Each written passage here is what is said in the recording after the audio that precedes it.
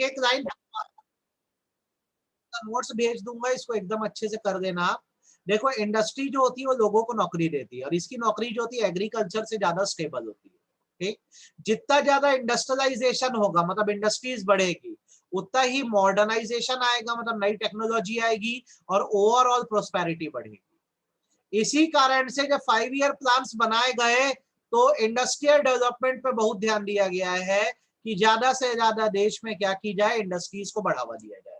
पूरी बात रिपीट कर रहा हूं, जितनी इंडस्ट्रीज ग्रो होती है देश की तरक्की होती है, लोगों को नौकरियां मिलती है, लोगों को एम्प्लॉयमेंट मिलती है।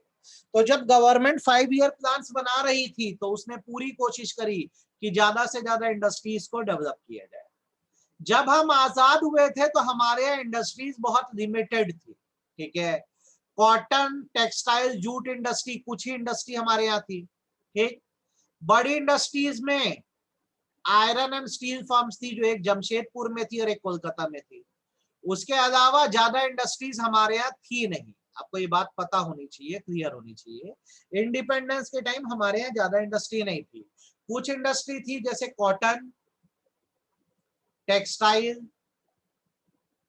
जूट, ये थी, पर बहुत ज्यादा इंडस्ट्रीज हमारे यहाँ नहीं थी। ठीक है, iron and steel industry Jamshedpur और कोलकाता में थी। छोटी छोटी बातें, लेकिन ध्यान रखना। तो जब देश आजाद हुआ तो हमने ये डिसाइड किया कि यार देश में ना इंडस्ट्रीज को बढ़ाना है, और बढ़ाने में पब्लिक सेक्टर का रोल ज्यादा बड़ा होगा। आपको एग्जाम में क्वेश्चन जो आता है वो आता है, explain the role of public sector in industrial development. Explain the role of public sector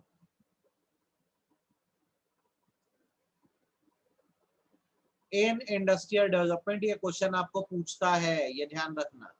industries को बढ़ाने में पब्लिक सेक्टर का क्या रोल है। अब आप मुझसे पूछोगे पब्लिक सेक्टर मतलब क्या, तो मैं बोलूंगा गवर्नमेंट। तो गवर्नमेंट का ही बहुत अहम रोल था देश में इंडस्ट्रीज को बढ़ाने के लिए, क्योंकि प्राइवेट सेक्टर के पास पैसों की बहुत कमी थी। आजादी के समय कुछ ही हमारे देश में प्राइवेट बिजनेसमैन थे जिनके पास अच्छे खासे पैसे थे, रेस्ट लोग पैसा लगाने से डरते थे। उनको लगता था पैसा लगा देंगे तो डूब जाएगा। इंडिपेंडेंस के समय टाटा, बिरला, यही कुछ नामी बिजनेसमैन थे। ठीक है, इनके अलावा कोई इंडिया में पैसा लगाना चाहता नहीं था। तो उस टाइम जो हमारी गवर्नमेंट ऑफ इंडिया है उसने डिसाइड किया कि ज्यादा से ज्यादा पैसा लगा के देश में पब्लिक सेक्टर अंडरटेकिंग या इंडस्ट्री डाली जाएगी। अब क्या पढ़ रहे हो आप, एकदम अच्छे समझो। आप ये पढ़ रहे हो कि गवर्नमेंट का क्या रोल रहा है इंडस्ट्रीज की डेवलपमेंट में।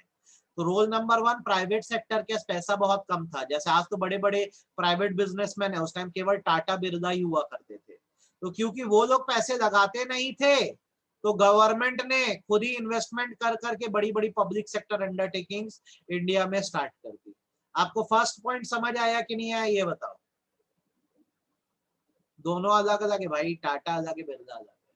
दूसरा, प्राइवेट सेक्टर के लोगों को ये लगता था बेसिकली कि भारत के मार्केट में अगर हम पैसा लगाए तो पैसा बहुत लग जाएगा, पर उतना फायदा या बेनिफिट होगा नहीं।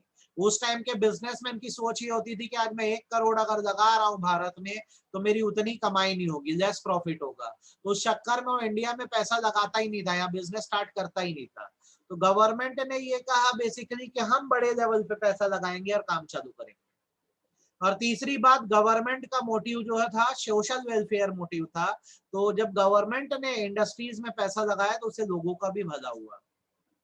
तो आपको ये रोल 3 हिस्सों में पढ़ना है। एक तो प्राइवेट सेक्टर के पैसे कम थे, दूसरा उनको लगता था उतना इंसेंटिव नहीं है, मतलब फायदा नहीं है बड़ी बड़ी इंडस्ट्रीज डालने में, और तीसरा हमारी गवर्नमेंट खुद भी चाहती थी कि सोशल वेलफेयर के साथ हमारे देश में इंडस्ट्रीज चले, तो उन्होंने पैसा लगाया। अब आप बताओ, आपको ये तीनों रोल समझ आए कि गए सिर के ऊपर से? ईमानदारी से बोलो, आपको ये तीनों रोल समझ आए कि सिर के ऊपर से गए? बोलो, आपको ये क्लियर है कि नहीं? क्यों गवर्नमेंट की जरूरत पड़ी इंडस्ट्रीज में पैसा लगाने के लिए? क्यों सरकार ने इंडस्ट्रीज में पैसा लगाया?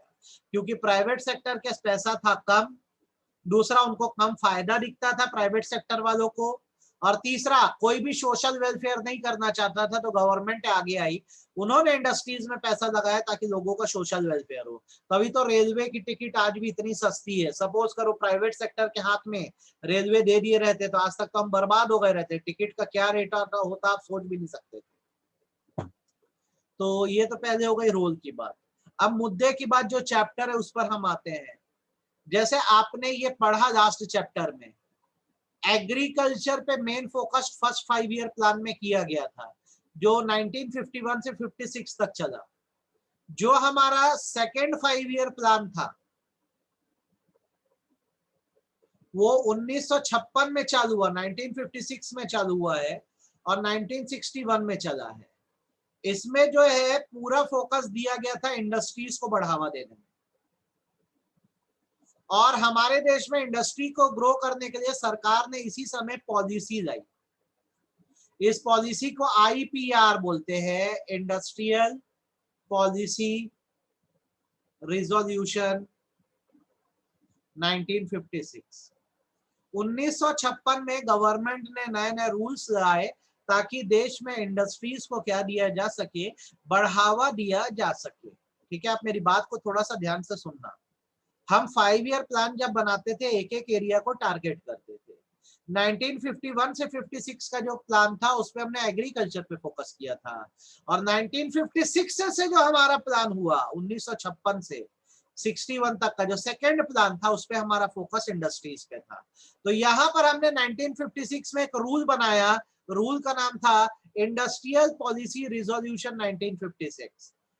ये रूल इसलिए बनाया गया ताकि देश में इंडस्ट्रीज को बढ़ावा दिया जा सके। ईमानदारी से बताओ, मेरी बात समझ आई कि सिर के ऊपर से गई? मेरी बात समझ आई कि सिर के ऊपर से गई? इंडस्ट्रीज को ग्रो करने के लिए पहला रूल कब बनाया गया, कौन से साल में बनाया गया, समझ आया? 1956 में। और इस रूल को कहते हैं क्या? Industrial policy resolution. ठीक है, तो क्या क्या रूल बने अपन रोमन में 1 2 करके कर देते हैं। पहले इंडस्ट्रीज का क्लासिफिकेशन किया गया। दूसरी चीज क्या की गई? लाइसेंसिंग का रूल लाया गया। तीसरी चीज की क्या की गई? अपनी क्लास में कोई स्नेहा केसवानी है क्या, बताइए? अपनी क्लास में कोई स्नेहा केसवानी है क्या?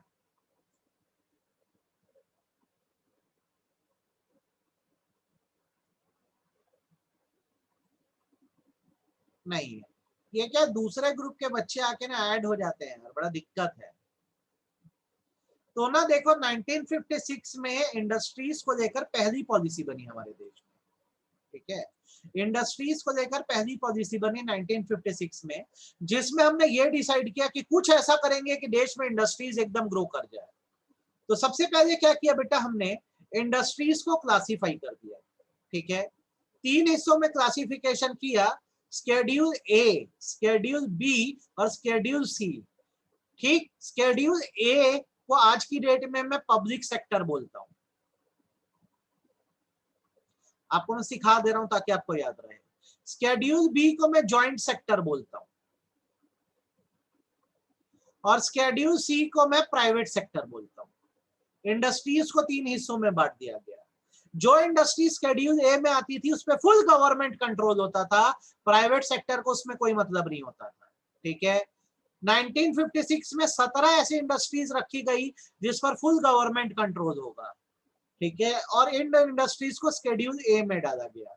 तो इन्हें हम पब्लिक सेक्टर कहा करते थे, जैसे आर्म्स एंड एम्युनिशन हो गया, एटॉमिक एनर्जी हो गया, एयरक्राफ्ट हो गया, ऑयल हो गया, रेलवे हो गया, शिपिंग हो गया। ऐसी 17 इंडस्ट्रीज थी जिस पर फुल कंट्रोल गवर्नमेंट का था। ये स्केड्यूल ए कहलाता था या पब्लिक सेक्टर कहलाता था। आपको स्केड्यूल ए समझ आया कि नहीं आया? ठीक, ऐसे इंडस्ट्रीज जिसपे गवर्नमेंट का फुल कंट्रोल, ऐसी टोटल 17 इंडस्ट्रीज थी उस टाइम, और इन्हें किस में दिया गया था? स्केड्यूल ए में दिया गया। फिर स्केड्यूल बी में उन इंडस्ट्रीज को दिया गया था जिसमें दोनों मिलकर काम कर सकते हैं, पब्लिक सेक्टर भी और प्राइवेट सेक्टर भी, जिसमें दोनों मिलकर काम करेंगे, वो स्केड्यूल बी में आती थी। जैसे इसमें एल्यूमिनियम आ जाता था, माइनिंग इंडस्ट्री आ जाती थी, फर्टिलाइजर आ जाता था। ऐसे 12 इंडस्ट्रीज को स्केड्यूल बी में रखा गया, जिसमें पार्टिसिपेशन पब्लिक सेक्टर का भी हो सकता है और प्राइवेट सेक्टर का भी हो सकता है, दोनों का ही हो सकता था। अब आप बताओ आपको स्केड्यूल ए और बी समझ आया कि नहीं आया, हाँ या ना? आपको स्केड्यूल ए और बी दोनों समझ आया कि नहीं आया, ईमानदारी से बोलना। और स्केड्यूल सी जो था वो प्राइवेट सेक्टर के लिए रखा गया कि हमारे जैसे लोग अगर इंडिया में बिजनेस करना चाहे, मैं कब की बात कर रहा हूँ 1956 की, तो क्या करना होता था, पहले ना लाइसेंस लेना होता था, परमिशन लेनी होती थी। और ये जो लाइसेंस सिस्टम था उसके लिए एक लॉ बना दिया गया। लॉ का नाम था industries development and regulation act 1950। जैसा साहिल बोलता ना उस टाइम कि मेरे को बिजनेस करना है, तो ये एक प्राइवेट बिजनेसमैन होता, तो ये आता स्केड्यूल सी में, ये आता स्केड्यूल सी में। और इसको पहले लेना होता लाइसेंस, बिना लाइसेंस या परमिशन लिए ये इंडिया में बिजनेस नहीं कर सकता था। तो देखो जो इंडस्ट्रियल पॉलिसी 1956 आई उसमें ये सिस्टम रखा गया कि इंडस्ट्रीज को 3 कैटेगरी में बांटा गया, स्केड्यूल ए, स्केड्यूल बी, स्केड्यूल सी। स्केड्यूल सी में 17 इंडस्ट्रीज को दिया गया जिसपे फुल गवर्नमेंट का कंट्रोल। स्केड्यूल बी में 12 ऐसी इंडस्ट्रीज को दिया गया जिसपे गवर्नमेंट और प्राइवेट सेक्टर दोनों का कंट्रोल था। और स्केड्यूल सी जो था वो केवल प्राइवेट सेक्टर मतलब हम लोग के लिए रखा गया, जिसमें काम करने से पहले हमें क्या लेनी होती थी, लाइसेंस लेके काम करना होता था। अब आप बताओ आपको ये स्केड्यूल सिस्टम इंडस्ट्रीज का क्लासिफिकेशन समझ आया कि नहीं आया, सब लोग को हैंड रेस करके बताओ मेरे को, ये क्लासिफिकेशन समझ आया कि नहीं आया सभी लोगों को? ये सबसे पूछ रहा हूँ, किसी को कोई डाउट है या समस्या हो तो मेरे को बताओ। तो सबसे पहले तो यही किया गया यार कि इंडस्ट्रीज को ऐसे बांट दिया गया। दूसरी चीज जो की गई वो ये की गई कि लाइसेंस रूल लाया गया।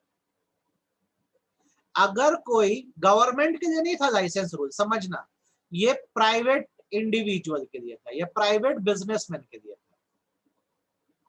अगर कोई प्राइवेट बिजनेसमैन भारत में बिजनेस चालू करना चाहता था तो उसको पहले सरकार से रिटर्न परमिशन लेनी होती थी कि वो कौन सी इंडस्ट्री डाल रहा है और वहां पर क्या बनाएगा।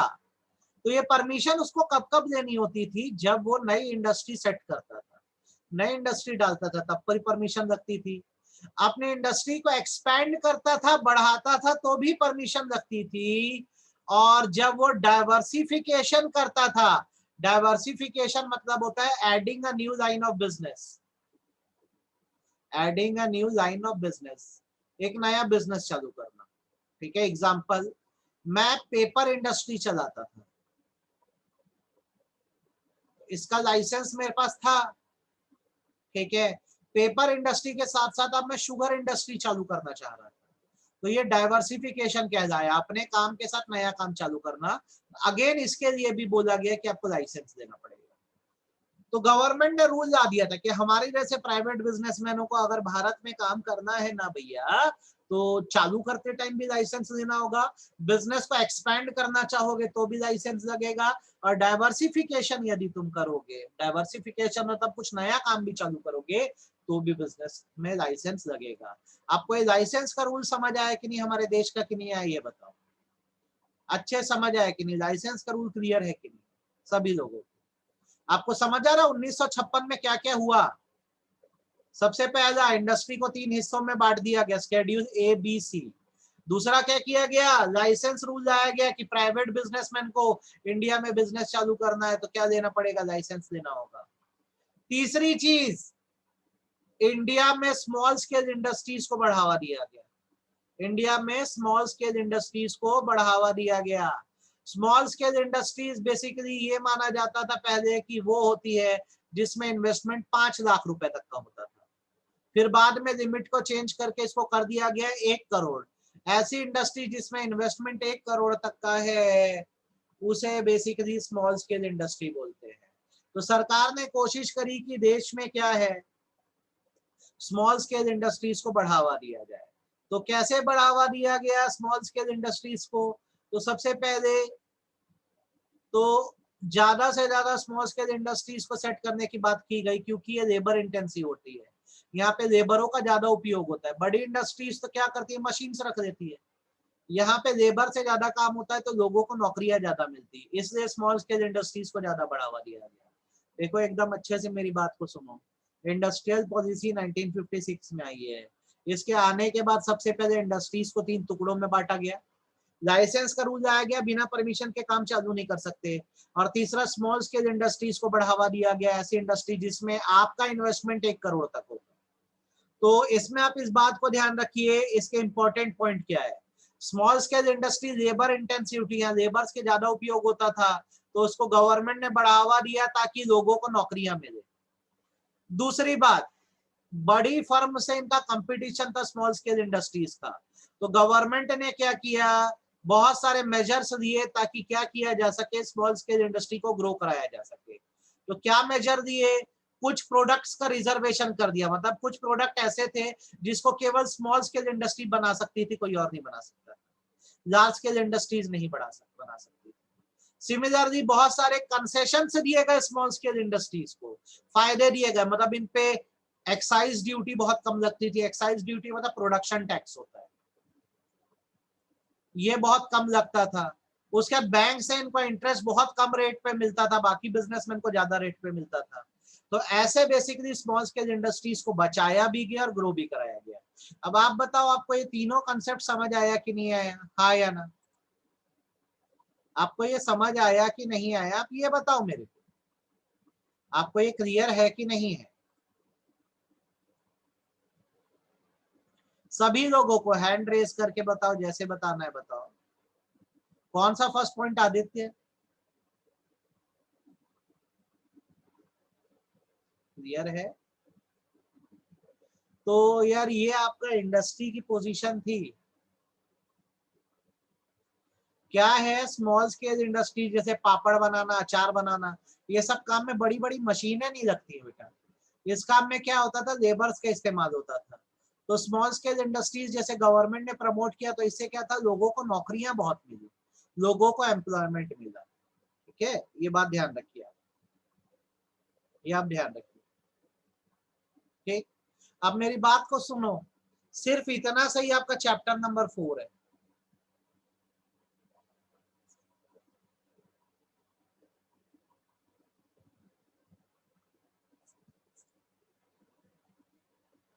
कब से कब तक?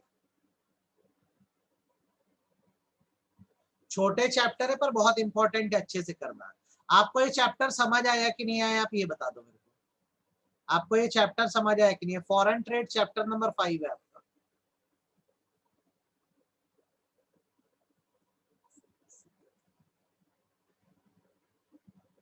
चैप्टर नंबर 5, तो इसको अपन मंडे करेंगे। कल टेस्ट वेस्ट दे दो यार। कल कौन सा टेस्ट बोला हूँ आप लोग को, बताओ तो एक बार मेरे को। कल कौन सा टेस्ट बोला हूँ आप लोग को मैं? कल कौन सा टेस्ट बोला हूँ, फटाफट बताओ मेरे को। बोलो बोलो, कल कौन सा टेस्ट बोला हूँ? हाँ कल टेस्ट है, बिल्कुल है। क्लास में अनाउंस किया हूँ यार मैं टेस्ट का। ये जितना मैंने अभी इंडियन इकोनॉमिक डेवलपमेंट में करा दिया ऑन ईव ऑफ इंडिपेंडेंस को, ठीक है, और एग्रीकल्चर तक का, इतना पढ़ के अच्छे से टेस्ट वेस्ट दो। मैंने नहीं बोला था क्या? अरे चलो कोशिश करो, कल ना शाम तक क्वेश्चन पेपर या दोपहर तक हम भेजेंगे। आप एक काम करिए, कल ना Indian economy on eve of independence जो चैप्टर है, इसका आपने टेस्ट दे दिया है एक बार। आप ना ये तो दे ही दिए हो, अब आप क्या करो, एग्रीकल्चर को कल पढ़ देना और इसका एक टेस्ट दे दो, दोनों का थ्योरी टेस्ट। एमसीक्यू तो एक बार दे दिए हो, थ्योरी टेस्ट दे दो कल दोपहर को। ठीक है, कल ये 2 चैप्टर का, एग्रीकल्चर का और ईव ऑफ इंडिपेंडेंस का, आप एक थ्योरी टेस्ट कल दे दो। ठीक है, ईशान सर दोपहर तक क्वेश्चन पेपर भेजेंगे, बना लो। अच्छा इसमें ये भी है 5 ईयर प्लान, मतलब 3 चैप्टर भेजा, 1 2 3 की शीट, इतना पढ़ के इसका एक बार टेस्ट देके देखो। कल टेस्ट देकर देखो कितना बना पाते। आज इतना पढ़ रहे हैं अपने लिए काफी है। मंडे को अपन लोग इसका चैप्टर नंबर 5 कर देंगे। ठीक है, ये कर